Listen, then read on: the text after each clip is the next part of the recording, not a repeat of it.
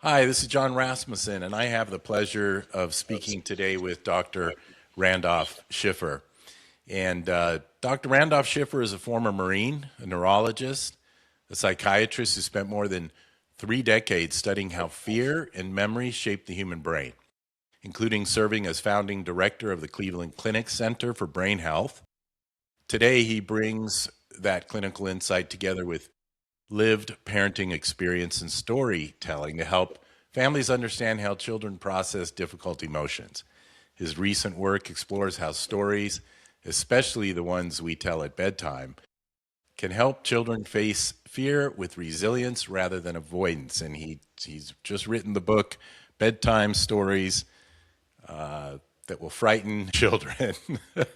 So thank you. Thank you for coming on, Dr. Schiffer. I can't wait to hear your wisdom on this subject. It's something that not only affects parents, but quite honestly, I think this is good for adults. It's never too late to figure out what how fear drives us, and how it affects our brain and all that. So thank you for coming.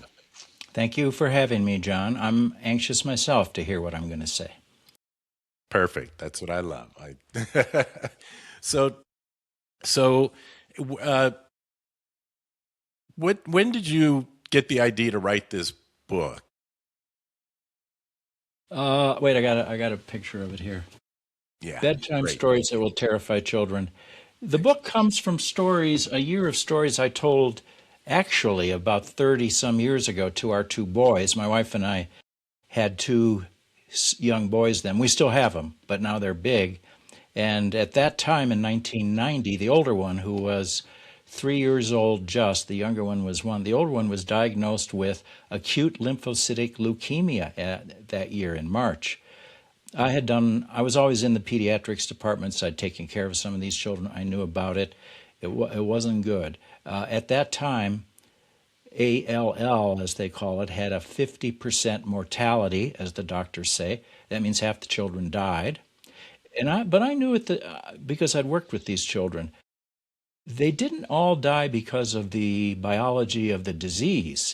A significant number of them died because they were unable, or their families were unable, to take the treatments, which were long and arduous. So I resolved to develop a year-long series of stories that might hopefully help our boy with the leukemia to inure himself, toughen himself against what lay ahead for him. Wow, that's amazing. I having been around a lot of children myself, worked with a lot of families, I can tell you as well that being, a little mental toughness and overcoming fear goes a long way. I mean, I think it's something that, you and I think inherently faced it the way we were raised and we dealt with it and we didn't talk about it much. There was nobody to really talk to, right? But we learned to overcome fear, mostly the hard way, but I think it serves well in the long run. Well, I I've come to think that it's not just the children with terrible diseases or injuries that need help now with this hardening, resilience, toughening. My concern, John, is that we have really raised in this country 2 or 3 generations of young people who have excessive timidity, anxiety, and fearfulness. And I could give you some stories. Please Stories are do. my life now. All right, I'll give one story. Of course, I spent 35 years in the academic medical centers, and I still am in touch with some of them. And I was back at one a couple years ago, and a social function, but the dean of the medical school was complaining to me. They had hired a general surgeon from one of the prestigious general surgery residency programs in the Northeast, Ivy League program, with glowing recommendations, glowing competence reports. But this guy got to the different medical school where I was, and he was afraid to be on call for surgery. He had never operated alone at night. Now, when the 5 years or so that I spent in the hospitals as a resident, I worked more with neurosurge than general surge. But those neurosurgery residents, they operated alone every night that they were on. So something has changed, and I don't think it's for the better. Right. What is it? The only question I would have is then, how do you overcome that, right? So if you've got people now, and it is, gentle parenting, that's been a huge thing for the last generation or so. And there's a lot of studies around trauma, and I think it's sort of built on that. And our approach has been to protect people from fear and trauma instead of teaching them how to deal with it, right? Because in my work, I've understood that five people can witness the same event and have five different experiences of it, from horror to bliss. And in the military, there's this is obvious, right? You see something horrible happen, and one guy is like, freaks out and says, I'll never be the same. Life is dangerous, and this is horrible, and they go home with PTSD as a result. And the other guy says, "Oh, look at that was amazing," and hey, this is war. Stuff happens, and carries on, and he goes home without PTSD typically. So it's once that's happened, though, and you haven't been taught how to perceive danger in a way that you don't become a victim or feel that disassociation, if you will, in that way. How do you heal that? How do you come back from that? Is something like your book a good approach, not just for children, but people of any age? How would you recommend that people get the right perspective and get toughened up again, if you will, such that they don't suffer long-term effects of trauma? Right. What you're bringing up is the core issue here, I think, which is, how do young people learn courage? We are born with our fears. You don't have to teach an infant to be suddenly afraid if a dog comes up and barks or bites at him or her. But there are no courageous infants. So, excuse me. Got it. So, but the key issue is what you were hinting at, I think. Courage is not the extirpation of fears. It's not getting rid of them, externalizing them. Our fears are essential to our identity and to our success in whatever we choose to do, whether it's work or love. You brought up the military, and if you don't know, I was an infantry commander in the Marines. If you don't know when you're in a danger area, if you can't feel it, bad things will come to you and to your men. So you need to keep your fears, but learn from them, keep them close to you, accept them, and regulate them. The same is true in medicine. I was 35 years in the big medical centers. In medicine, it's a lonely field still, if you're the doctor.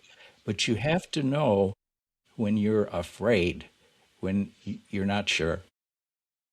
Because then you can always seek help. So the problem is, I'm concerned that we're not teaching courage well enough, and there's multiple steps in all this, but I've come to think that our stories and our examples for our children are key for this. And another related concern I have is that our children's books have all grown slushy and mushy and soft, totally bereft of suspenseful plots, of evil figures, of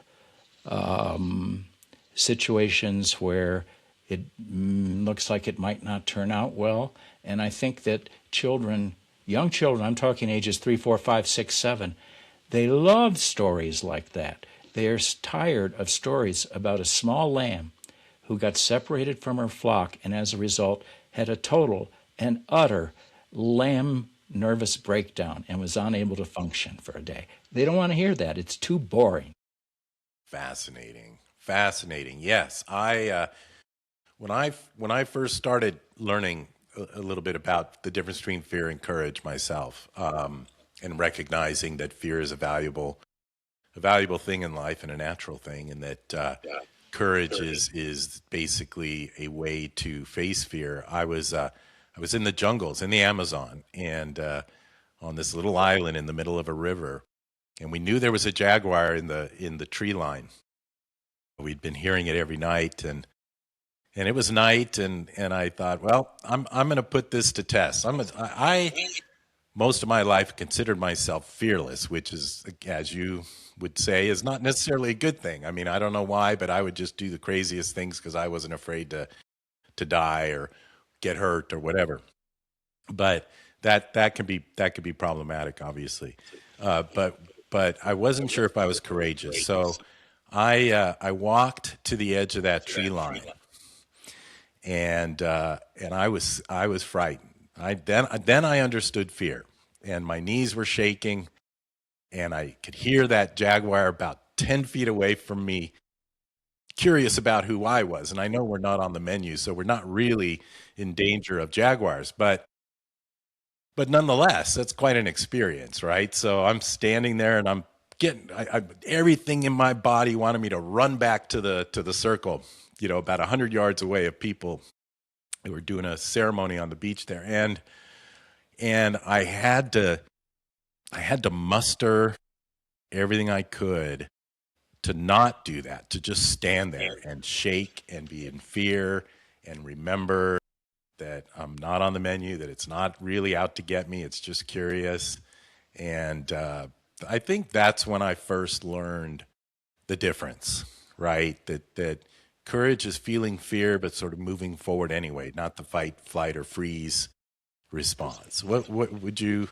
Yes, now that's a good example. You felt the fear and you knew what it was, but your higher order cortical based regulatory systems kicked in too. You reasoned it through. You didn't go further into those shadows, whatever. So, and if you want to think about the neurology, so the courage is the demonstrated capacity to think, speak, and act in spite of our fears, not without them. The learning of that, I think it starts at about age 3 with the bedtime stories, but it persists and goes well into mid-life sometimes. And one of the, getting back to the military and patrols in Vietnam, the young Marines, they're not like John Wayne, they're 18 years old. They're just big teenagers. And you might think, well, that's not that we should have guys like John Wayne in the Marine. First of all, they're too expensive. They wouldn't, they demand too much money, and Right. they wouldn't. But the 18-year-olds don't yet have the full neurology of regulation of fear, emotional ability, whatever, for various reasons. White matter of the brain isn't complete, at least in boys, until they're 25. So the 18-year-olds have tremendous physical stamina, but if you ask them to do things which are a little bit reckless, which sometimes you do, they'll do it. So I think that's why it fits very well. And the old men in Washington who send us over there, well, they're not going to go over there. You don't see them over there. That's fascinating. Totally.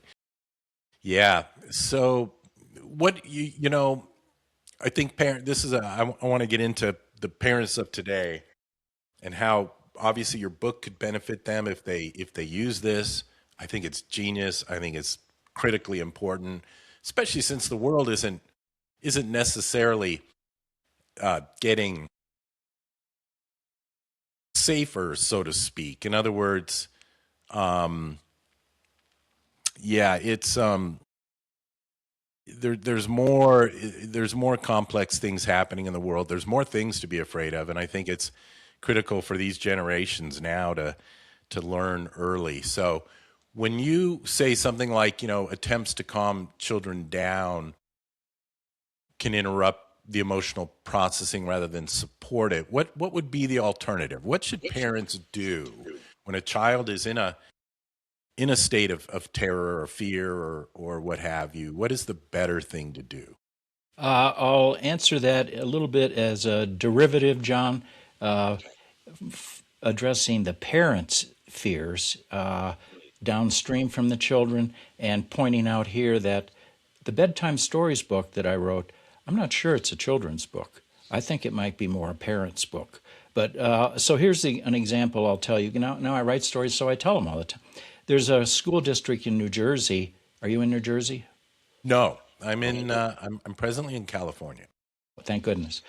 So there's a county in New Jersey called Orange or something, and just about a month ago, the PTA, or the school district governance, outlawed a book, an adolescent novel about a young boy, a teenage boy, who had suicidal thoughts or attempts or even a completed suicide. I don't know. I didn't read the book, but they banned the book. This is no,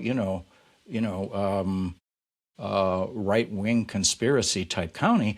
They banned the book because they were afraid that it might push some of the children in the school, if they read it, to do suicide. Not likely that would happen, but what I would suggest is it's the adults who have the fears here.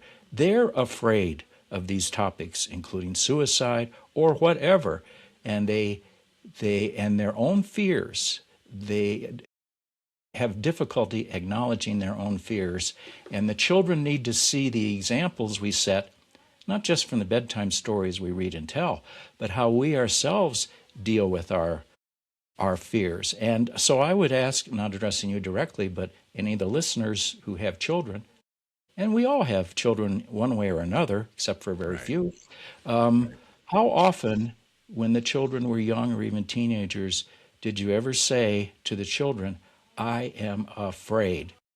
And the answer, aside from a few colloquialisms like, "I'm afraid you're in trouble now, Mary," aside from that, which is not really, I am, the answer is probably never. So I would ask, how come? How come you didn't share some of your fears and how you handle them with the children? Interesting. Yeah. So what is it? Why wouldn't they? Are they? I don't know. I'm just the book author. I'm not. Okay. Well, I'll tell you. Okay, I have something to add to this because I think children learn by example, obviously, right? And let's say a parent's terrified of going into an elevator. A child doesn't know an elevator yet from any other room.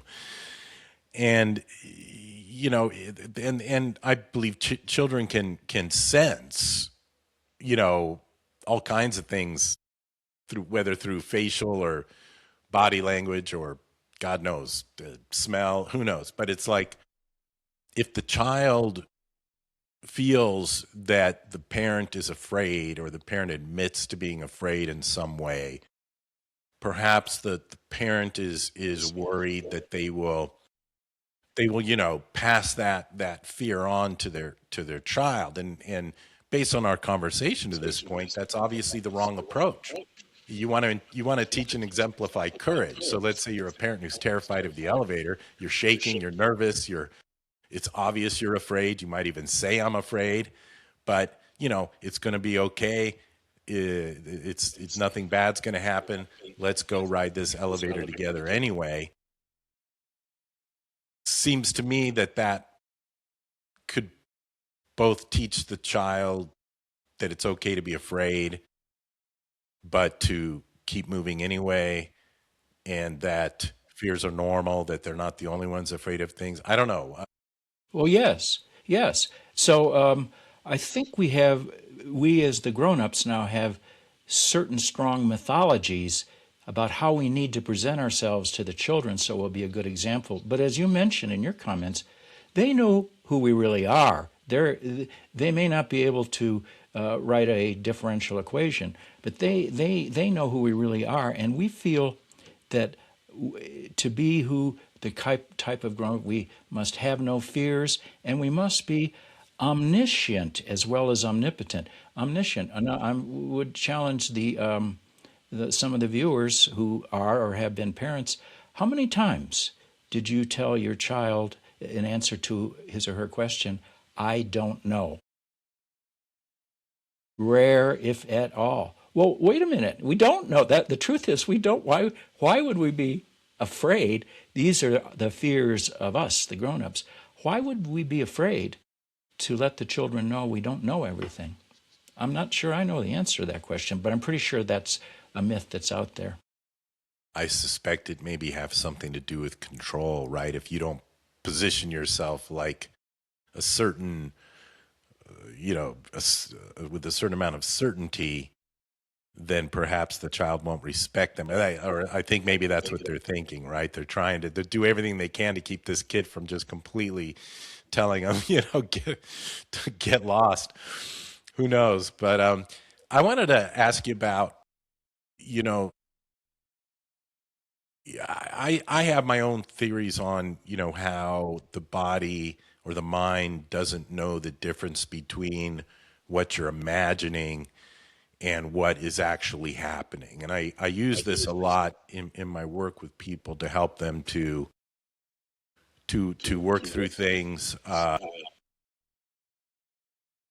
without having to face the actual situation. Can you elaborate on that? Why imagination, right, can be so powerful? I'll kind of make a little derivative model, but the question is, this is the question of distortion of communications between us are based on our own prejudice. Prejudice is unconscious. Prejudice is not what it's often said to be by the politicians. We're not fully aware of prejudice and related kind of predispositions, beliefs that are deep in our brain. And people sense what I was a psychotherapist for many years. Even when I was a neuroscientist, I always had a couple of psychotherapy long-term. I was kind of psychoanalytic in my approach. I thought it gave a good way to look at things, and it had a treatment for everything, which neurology and neuroscience didn't at that time.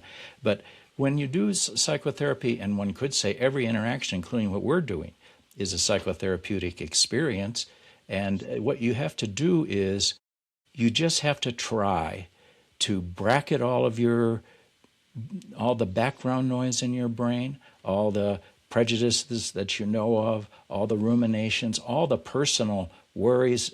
Wait a minute, do I have to go to a dinner party? All this. And you just concentrate totally and utterly on that person and what he or she is saying. And if you do that like at a cocktail party, you'd be surprised how popular you become very quickly. Interesting. So focusing your attention. This reminds me. Yeah, listen. I have a story like that where I was in college and a bunch of us decided to go spelunking, which was, to go down into a cave. It was the Calaveras. I can't remember where it was, somewhere in California. And you rope down 200 feet into this giant cavern, and then they had these tiny little holes that you'd go through. And one was called the meat grinder. It kind of turned, and you had to turn your body. And, claustrophobia is a thing, right? I mean, there's people that went in there and panicked and died, from that. So it was kind of serious, and I didn't realize, being a crazy college kid, just how serious it was. But I went for it anyway.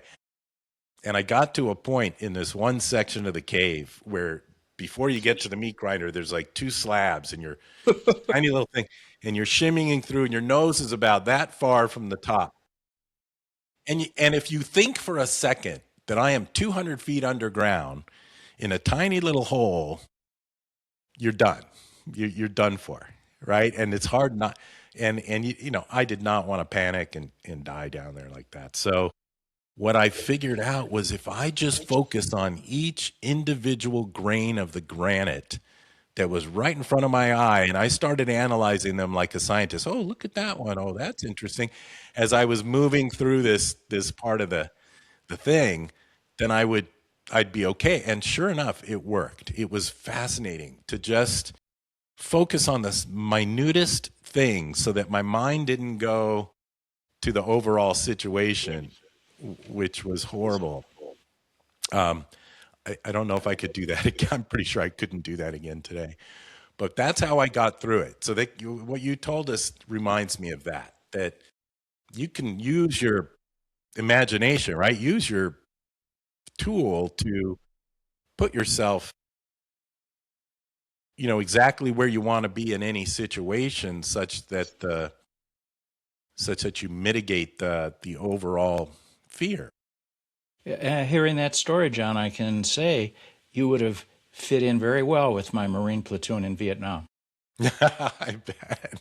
I tried to get into the military. All my family, my favorite uncle Jack was a forward scout in the Vietnam War. He was a colonel ultimately, but man, his stories, whew, it's amazing. Amazing what you guys did, had to do. Do you have any other thoughts about essentially what parents can do differently when their child is facing uncertainty, illness, or change? Something I see this a lot too. I'm comfortable with change. Not everybody is. Even when I was a kid, I was comfortable with change. When we were going to move, I was like, this is going to be exciting. It's an adventure. Yeah. But I've seen the opposite. I've seen kids absolutely panic. Yeah.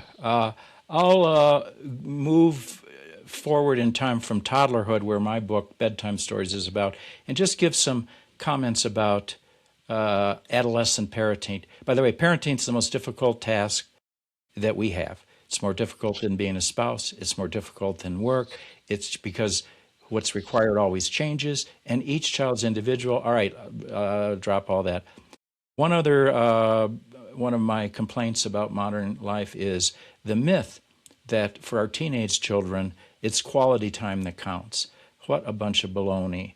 What counts is quantity and predictability. Like, you can't say, well, Sunday morning at 10, I'm going to talk with, my daughter Mary about whatever, the facts of life. I'll make an appointment with her and we'll do it. You can try that, but it doesn't work because she's not. What you have to do is, to the extent you can, just be in one place that's centrally located, not totally self-affected, like maybe before dinner or after dinner, and they'll walk by and ignore you for 100 nights, and then all of a sudden she'll sit down and turn to you and say, Dad, am I pretty?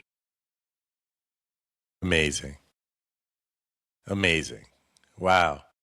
So it's funny because I just read an article about how to make friends with crows, and it's a very similar strategy. you sit in one place consistently, you bring a little food, and you wait till the crow decides it wants to cozy up to you and That feel sounds safe. like a book. That sounds like a book I should read, Making Friends with Crows. It was a cool article I just read. But yeah, so that's so.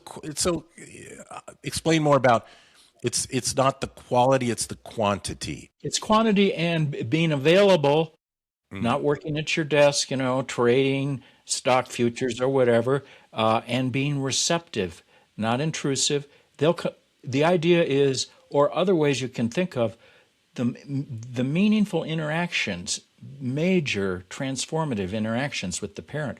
There's not a whole lot of them, and they can't be predicted. So the children will come to you if you're there, available, receptive, and when they come on their schedule, the impact is much greater. It's amazing. I love that. That reminds me of something we learned in our shamanic training, which is people will not hear the answer to a question they have not asked. Right. But what does shamanic mean?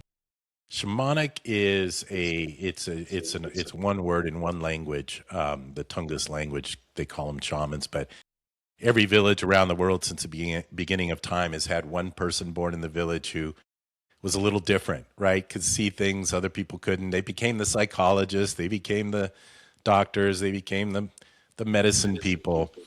I got specific training and a certain set of techniques from a group of people in Peru called the Quero, small tribe, that have very ancient. They've been isolated, so they go back 15,000 years, and they sort of have kept a lot of their things. So I use that word to describe a training that I guess would best be considered sort of a deep psychology, right? Sort of including not only our subconscious, but on some level they consider also energy fields around the body and stuff like that. But the training is intense. The training is all about the same kind of training you'd have to go through as a psychologist or psychiatrist or a coach or anyone working with people, where you have to learn to manage those gifts.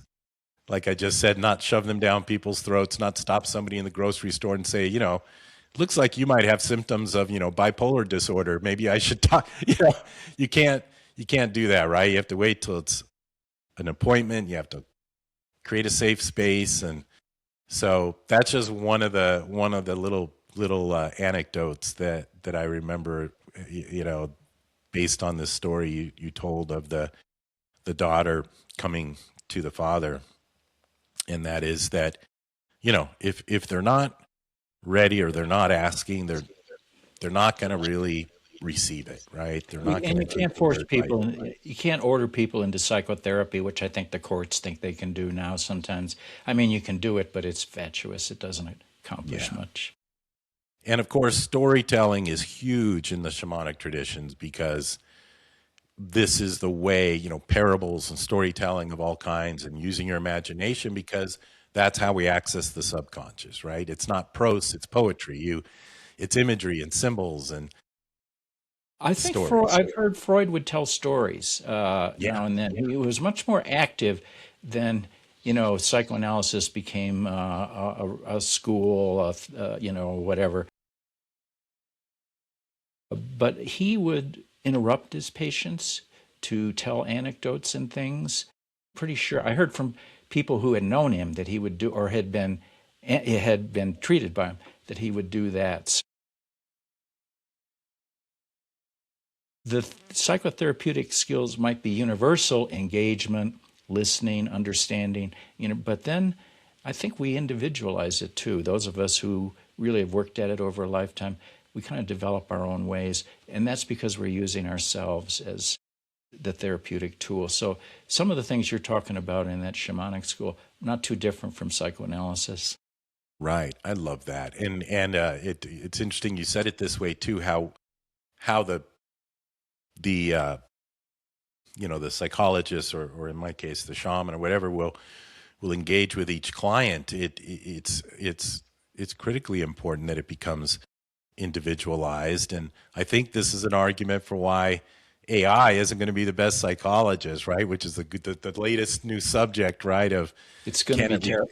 It's going to be horrible. And the AI writing is crap. I've looked at some of it. I have this fancy computer. I'm talking with you on it too. I had to buy it to do these podcasts. And it keeps, when I'm writing on it, it interrupts and it says, "Are you sure you wouldn't like us?" I don't know who us. I don't know who's in the computer. "Are you sure you wouldn't like us to write this paragraph?" And you can't talk back to it, but of course I'm sure, because you can't write very well. But there's no one I can tell it to. It's amazing. Yeah. No, I mean, honestly, because it's that nuance of recognizing a moment when a particular story will hit with your client, right? That you could, and it really does. I'm so excited about your book, and because it is the storytelling that really gets to the deepest part of us. That's the most, is the roots of our struggles, right? And you want to, we call it going furthest upstream. If you can get deeper and deeper into the subconscious and make the changes there, then it becomes much easier for the person on a conscious level to do the things they need to do. Yes, and the stories, I know it's probably time to stop. The stories are so powerful. I'll risk making a political comment. Our terrible political divides now is because we have lost our shared stories about our nation. And that's something, it's happened before. but not for a very long time. And we're struggling to get a shared story and not doing very well. If you don't have that, you don't have the values for a political discussion. Yeah, no, that's I'm absolutely. no politician, but I think that's one of the problems down there in Washington now. I love that because again that's going further upstream instead of trying to figure out how to clean the swamp. You go upstream and you wiggle your finger with a good story and the whole thing. Well, I agree that's a very profound statement that we need shared stories. I think that's Lincoln told many stories to diffuse conflict and facilitate, what he felt they had to do. And now many of our politicians, they're afraid to tell a story because they're afraid that they'll make it inappropriate and distasteful. And actually, for most of them, they probably would. that's a that's a good point. It's really difficult these days. I mean, you and I are come from a generation that uh,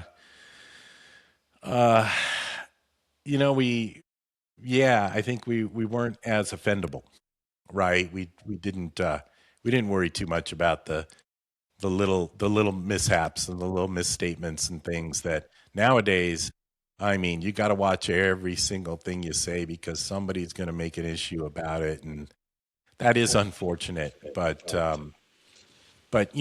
in addition to your wonderful book, right? Bedtime stories that will terrify children, which I absolutely love. I think that's just the best, and it's important. How would you recommend, adult listeners, if you will, besides, in addition to reading your book, because I do believe it's valuable for everyone. Um, but how do we get that storytelling back? What would be your sage, recommendation for people to develop? I mean, should they go back and read Shakespeare again? I mean, I thought that was valuable for me. I mean, I loved the classics. I mean, how do you develop a storytelling muscle?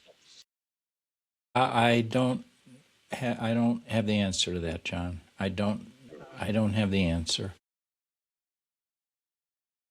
I suppose you try. You whatever. The book. There are 8 stories in the book that I wrote. I told the stories 35 years ago, but I wrote.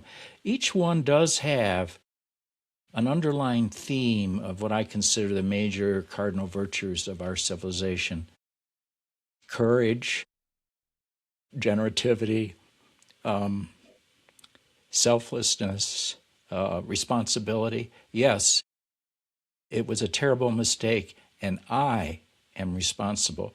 We never hear those words from our leaders in business, in the universities, or in politics. When we hear someone say that, we will know that we have found our leader. But Amazing. I'm still waiting. Well, we got to keep, yeah. As you say, it's happened before.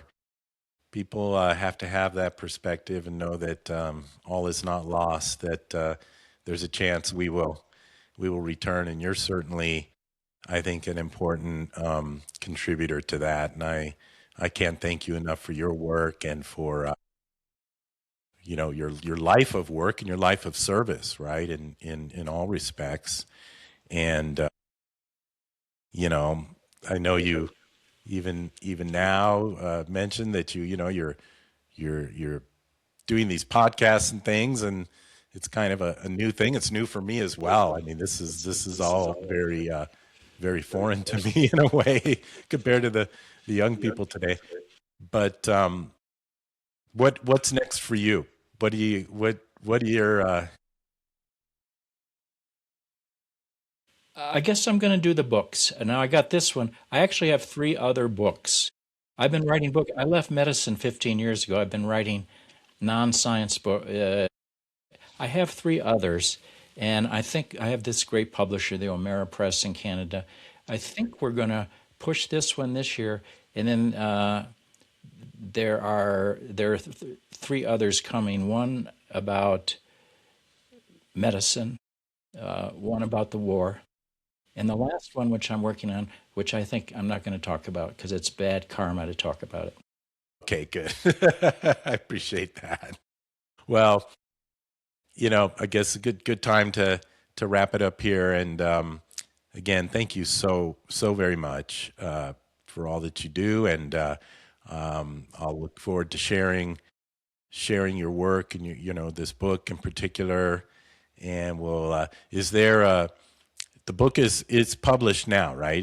Yeah, it's out. If they want to, people want to see it. I have a website. I didn't make it, the publisher, but it's fabulous. I sometimes don't recognize. Anyway, the website, if you have a computer, is randolphschiffer.com, and then all this stuff comes up about the person I wished that I had been.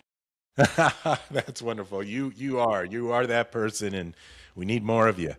We need more. So yeah, thank you. Randolphschiffer.com, and we'll I'll post that on all the links here and stuff. So And thank you for your kind words. John, I've enjoyed it. thank you. Have a beautiful rest of your day. All right, you too. Bye-bye. Take care.